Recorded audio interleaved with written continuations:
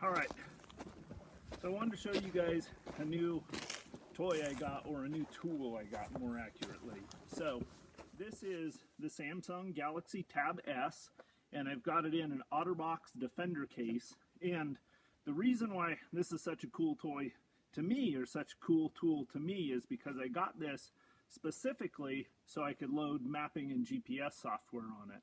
Again, it's the Samsung Galaxy Tab S. I paid $249 for the tablet, $69 for the Defender case for it, and I think it was $11.99 for the subscription to the mapping services. So let me show you guys a little bit about it. The Defender case is two halves.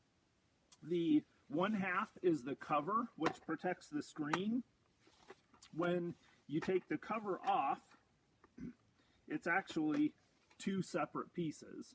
Now, the base, or the cover, has a little ramp in it, so you can use it to set the GPS on it, or set the tablet on it, and use it for a little bit of a platform or a workstation to work off of. I can also put it on the steep angle, which is nice to allow me to do some filming with it. That works a little bit better, and I can stand it almost completely upright, which again is good for facilitating filming. Then when the cover's on, I feel like it's plenty durable enough to throw in a backpack. I've been using this for about 2 days now out in the field on this trip, and so far it's worked flawlessly. It acquires the satellites in about 10 to 30 seconds. So I just turn it on, do a quick swipe. That brings me to my home screen. I'm going to log into my backcountry mapping software, and hopefully if there's not too much glare on the screen, you can see that. And I'll give you guys a little bit of a close-up to run through the features on it. So here is the unit. I'll try to capture this without any glare, but you can see you've got the gestures to move in, move out. Those blue lines on there are my tracks, and that triangle right there is my current location. So right now I'm completely offline, and I've got all of my maps loaded in here for this whole area, and it just works super slick. Just to give you a look at the tab itself, I've got my volume control, my screen lock on the top. Once I turn the screen off, it doesn't reactivate and turn back on. So I hit this button and then just do a swipe, and I'm into my main screen. This thing has 16 gigs of memory, and I've used about 4 gigs with all of the maps that I loaded in here, but all of the maps that I loaded in here cover a really good portion of the state. And there's several different varieties of maps too. Like for my area in here where I'm searching, what I did was I actually loaded some imagery in here too. I'll show you guys here. So I loaded some aerials, because sometimes I like looking at that satellite imagery, and I find a lot of things. So all my waypoints are still on there.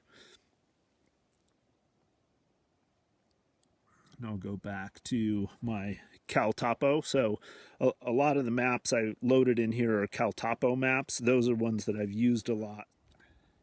So another thing I loaded in here was I loaded a couple of map layers that will show me the boundaries of BLM and Forest Service land and private land. So this will take just a second for those to load up.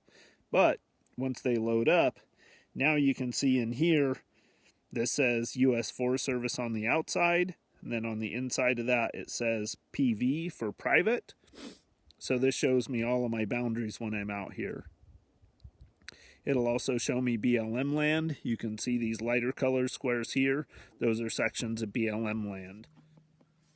All right, so there's a little closer look at the Tab S with the Backcountry GPS mapping software. Now, just a couple of final notes on it. The battery life in it seems to be about 6 hours or so. It does have a 5 megapixel camera in it, and it's actually like 5 point something, but you can look up the specs. And it has a video recorder in it capable of recording 720 DPI. So having said that, I thought on some of my day hikes, I could just take this tablet and have an all-in-one device that I can record some quick video with, take a few pictures, and it's my GPS unit. So far this thing's been working out really well. If I have any issues with it or anything, I'll probably do a follow-up video in a couple of weeks and let you guys know how it's going. But so far I'm super stoked. I think this is going to be a great option for me for my field GPS.